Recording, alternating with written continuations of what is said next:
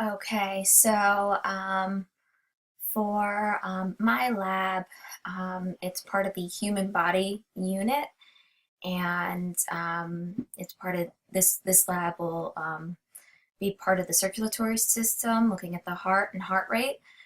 So in this lab, students will be asked to, in groups, perform um, heart rate measurements. So they'll be asked to take their resting heart rate, and I will show them how to take it either on their neck or on their wrists.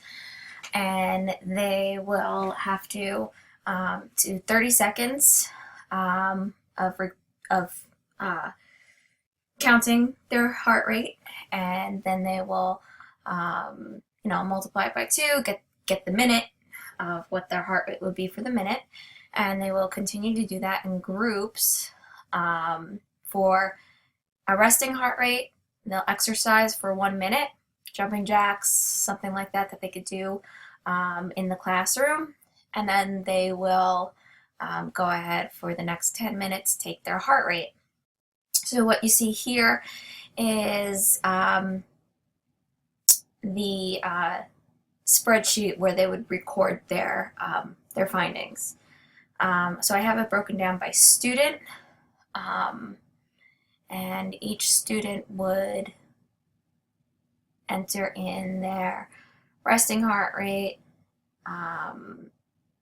what would happen at 0 minutes, so right after exercising, 1 minute after exercising, 2 minutes after exercising, 3, and so on until they've reached 10 minutes. And then we would compile the data and kind of look at how they kind of measure up within their class. And this gives them an idea of how their heart works. When you do a strenuous exercise, your heart's going to start to beat faster. And as you slow down and calm down, your heart starts to beat slower. So it gives them a good idea about that. I think I would follow up with this to see maybe if they would they can do further the lab experiment and maybe look at what reduces their heart rate. Maybe going outside can maybe calm them down. So there's a number of things that we can do from here.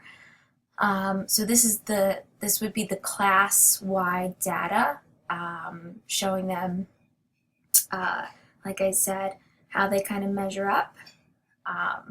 And we can, instead of student 1, student 2, we would put names in, and they can really get a sense of what it looks like. And hopefully the data that they recorded is pretty consistent throughout the class. They show here resting heart rate around 60.